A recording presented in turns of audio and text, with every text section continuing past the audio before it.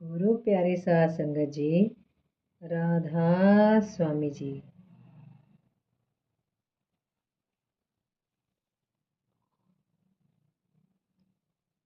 हजूर जी का स्वभाव और उच्च चरित्र। पांचवी पातशाही गुरु अर्जुन देव जी का वचन है। हर का सेवक सो हर जेहा, भेद न जानो मानस देहा। अर्थात हरि का सेवक हरि का ही रूप होता है।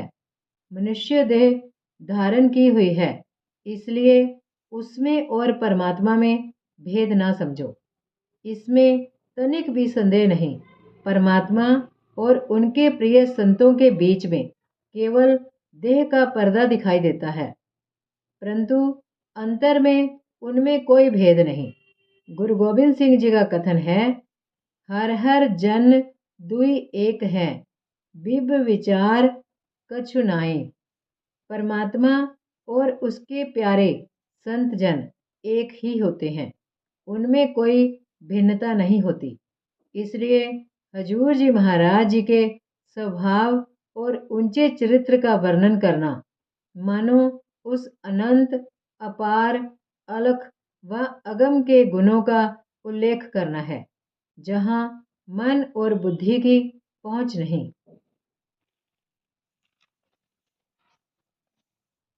हजूर जी दया के सिंधु, प्रेम के सागर, करुणा व कृपा के पुंज और मेहर के भंडार थे। अगर आपको परोपकार और उदारता की खान या फिर रहमत व बख्शिश का खजाना कहा जाए तो गलत न होगा। जब कोई पापी या गुनहगार आपके सामने आता तो रहमत का सागर जोश में आकर उसके पापों की मैल को धो देता। क्षमा का मेहर भरा हाथ उसके सिर पर रख देते और फरमाते कि जीव भूलों से भरा है। जितना ज्यादा कोई पापी होता, उतना ही प्रबल तरंग आपकी दया के सागर में उठती। जीव के सामने आते ही उसके भले बुरे कर्म, पाप व पुण्य हजूर जी को ऐसे स्पष्ट दिखाई देते जैसे शीशे की बोतल में रखी हुई वस्तु दिखाई देती है। परंतु कोई कितना ही पापी या गुनहगार क्यों ना हो, आप उसका कोई अवगुण कभी प्रकट ना करते और ना ही उससे कोई ताने का वचन या दिल दुखाने वाली बात कहते। मैंने हजूर जी के मुख से कभी कोई आलोचना या ताने का वचन नहीं सुना। आप फरमाया करते थे, संत जीवों के पाप नहीं देखते। अगर वे हमारे कर्मों की ओर देखें तो कोई भी जीव उनके पास ठहरने के लायक नहीं है। हजूर जी को कोई बुरा दिखता ही नहीं था। उनके हृदय में सबके प्रति दया और मेहर का भाव था। दूसरों के दोषों को जाहिर ना करना उनका स्वभाव था।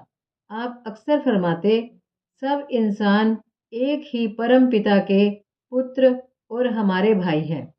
बुरा किसको कहें? हमेशा हिदायत देते, किसी में बुराई मत देखो, सिर्फ उनके गुणों की ओर ध्यान दो। कोई इंसान ऐसा नहीं जिसमें कोई ना कोई गुण ना हो। अगर किसी में हमें कोई गुण नजर नहीं आता तो ये हमारी आंखों और हमारे हृदय का कसूर है,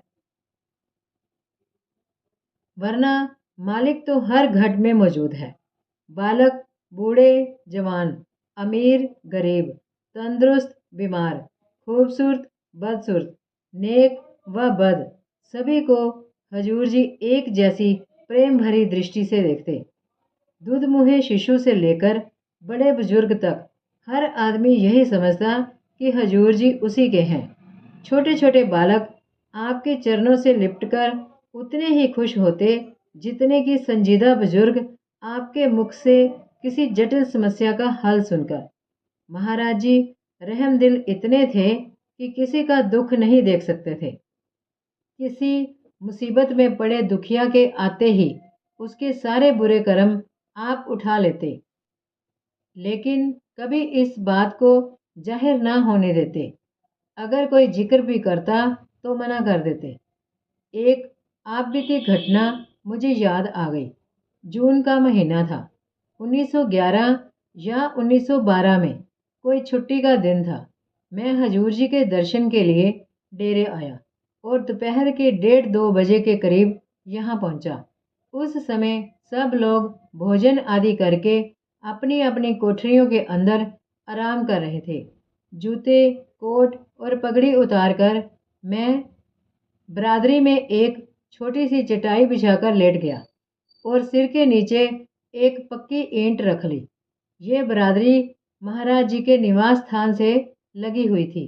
उसके 3 ओर बड़े बड़े दरवाजे और नीचे पक्की ईंटों का फर्श था।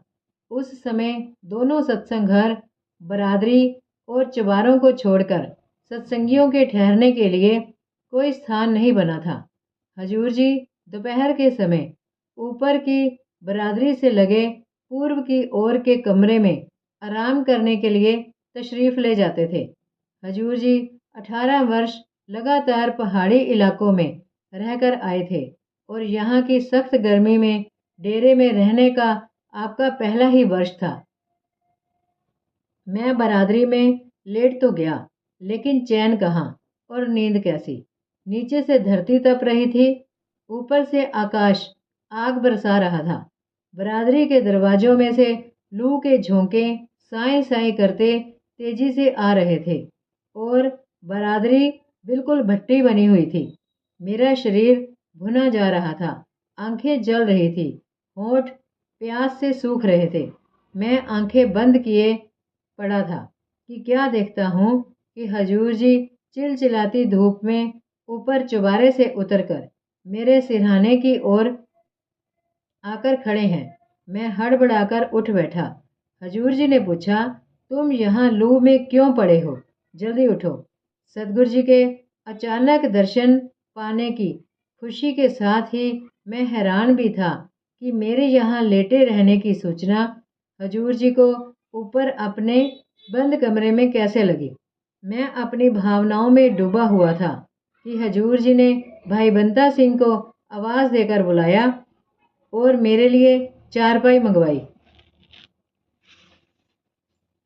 हजूर जी के निवास स्थान के पीछे एक कच्ची कोठरी थी, जिसका दरवाज़ा बरादरी में खुलता था। महाराज जी ने उसमें पानी छिड़कवाकर चारपाई बिछवाई। भाई बंता सिंह ने उस पर एक दरी व खेस बिछाया और तकिया लाकर रखा। फिर हजूर जी ने बंता सिंह को हुक्म दिया कि ऊपर हजूर जी के चुबारे में से सुराही का ठंडा पानी लाकर मुझे पिलाएं और एक छोटी सुराही पानी की भरकर मेरे पास रख दें। हजूर जी के मोहक दर्शन और प्रेम पूर्ण वचनों से मेरा तन मन शीतल हो गया। आंखों से कृतज्ञता के आंसू बहे जा रहे थे। अपने जानी जान प्यारे सतगुरु जी को भेंट करने के लिए मेरे पास और क्या था। दिल से हुक उठ रही थी कि हाय, उस फूल से कोमल शरीर को मुझ पापी के लिए इस सख्त गर्मी में लू से तप रही दोपहर के समय इतनी तकलीफ उठानी पड़ी। आज भी जब हजूर जी की दया मेहर की, प्रेम और करुणा की बातें याद आती हैं तो दिल भर आता है, गला रुंध जाता है और आंसू सब्र का बांध तोड़कर उमड़ पड़ते हैं।